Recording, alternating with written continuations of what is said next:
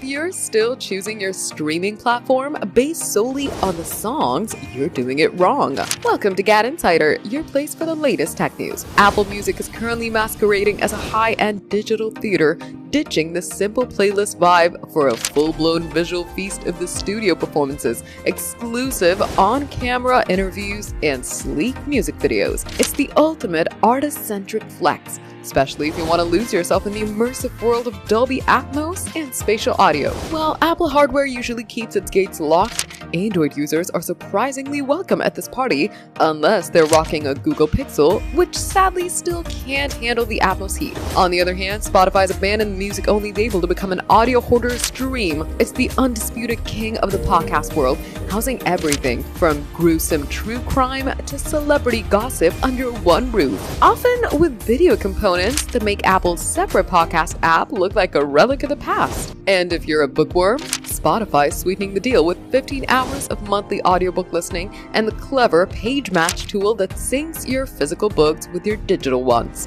Choice really comes down to your lifestyle. Are you a music purist who wants to bundle Apple TV Plus and Arcade into a sleek Apple One subscription? Or are you an audio junkie who needs a podcast for every mood and an audiobook for every commute? Apple Music is for the fans who want to watch the music. Spotify is for the listeners who want the world in their pocket. Choose your fighter wisely, because in 2026, you aren't just bringing a library, you're buying an ecosystem. For more updates, subscribe to GadInsider, like and share the video, and don't forget to press the bell icon so you never miss any update.